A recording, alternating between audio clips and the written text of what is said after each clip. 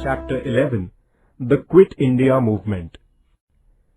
The civil disobedience movement came to an end in 1934. The Parliament of England passed an act in 1935 granting certain constitutional rights to Indians. According to this act, Indians were to get more constitutional rights. The Act of 1935. This act provided for the formation of a federation of British-administered provinces and the Indian princely states. Accordingly, the working of the British-administered provinces was to be transferred to the Indian representatives. The rulers of the princely states refused to join the federation on the ground that they would lose their autonomy if they joined the federation. As a result, the federal scheme in the Act did not come to fruition.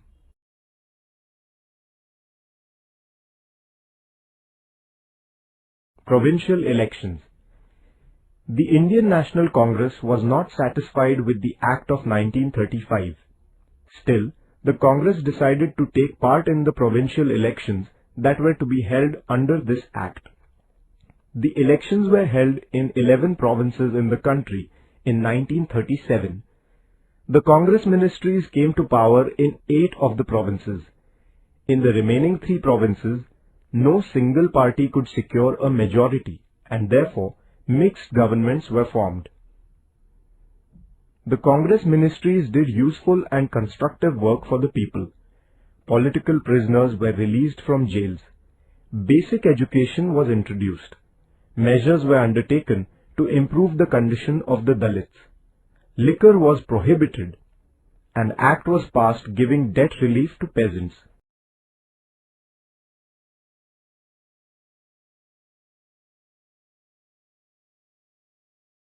The Second World War and the National Congress.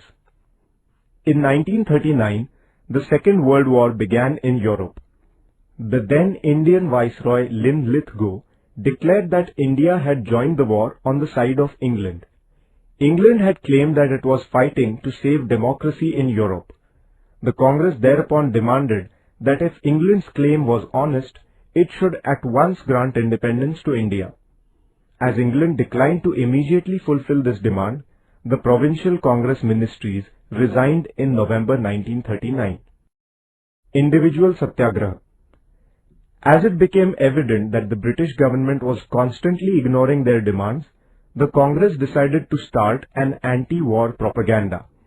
With this end in view, it was decided that individuals would break laws singly. This is known as individual Satyagraha. The first such satyagrahi was Acharya Vinoba Bhave. He was followed by nearly 25,000 individual satyagrahis. Cripps Mission. During the Second World War, England sided with America against Japan. The Japanese forces came close to the eastern borders of India. England then found the cooperation of the Indians indispensable in order to resist Japan, in case it invaded India. Therefore, the British Prime Minister Churchill sent Sir Stafford Cripps to India. Cripps came to India in March 1942. He placed certain proposals about India before the Indians. These proposals did not satisfy any political party in India.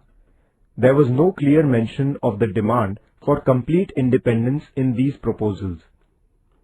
The Congress, therefore, rejected them.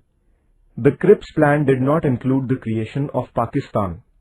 Therefore, the Muslim League also turned down the plan. Quit India Movement. After the Cripps mission, the Congress firmly resolved to intensify the movement for freedom. The Working Committee of the Congress passed a resolution on 14 July 1942 at Wardha. The resolution demanded that the British rule in India be ended immediately, giving India independence. A warning was also issued that if the demand was not met with, the Congress would launch a non-violent struggle for India's independence. Quit India Resolution. A session of the Congress began at the Gowalia Tank, Kranti Maidan, in Mumbai on 7th August 1942. Maulana Abul Kalam Azad was the president of the session. The resolution of the Congress Working Committee passed at Wardha that the British should leave India was to be finally approved in the Mumbai session.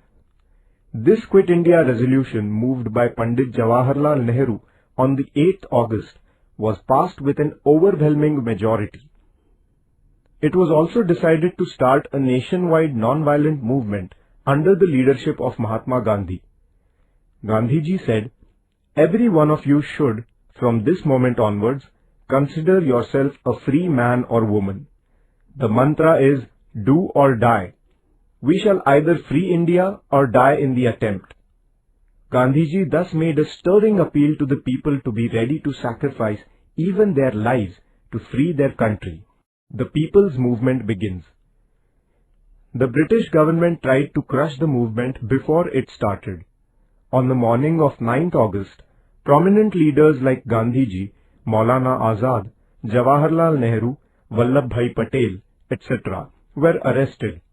The news of the arrest of the leaders spread all over the country like wildfire.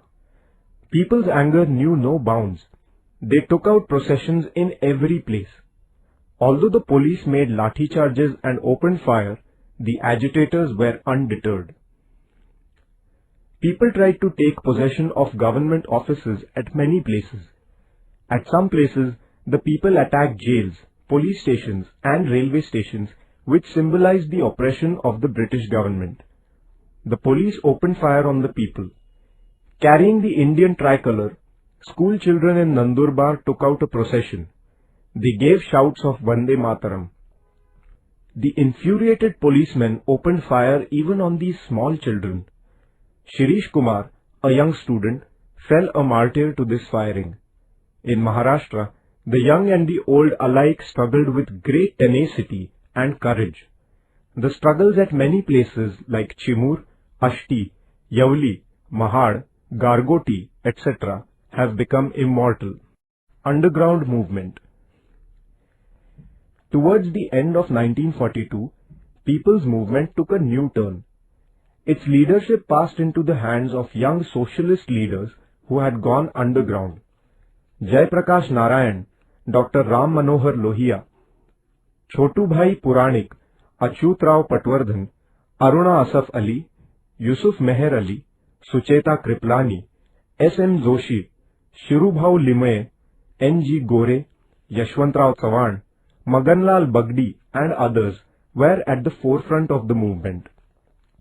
The agitators disrupted communication and the government machinery by damaging railway tracks, cutting telegraph wires, blowing up bridges and so on.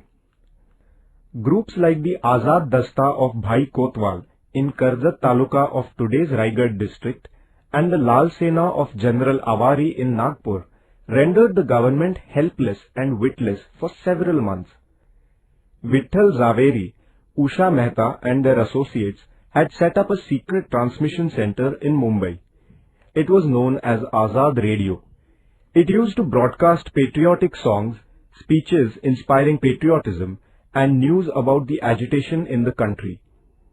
This encouraged the people to carry on the agitation. Such transmission centers were in operation for some time at Kolkata, Delhi and Pune. Establishment of parallel governments. People drove away the British officers from the districts of Midnapur in Bengal, Balia and Azamgarh in Uttar Pradesh, and Bhagalpur and Purnia in Bihar, and then established parallel governments there. Kranti Singh Nana Patil established a parallel government in the district of Satara. He was a source of inspiration for the people. With the help of his associates, he ended the British administration there and established a people's government. This government looked after such works as collecting taxes, maintaining law and order, punishing the criminals and so on. This government appointed people's courts which dispensed justice. The people too accepted the verdicts of these courts.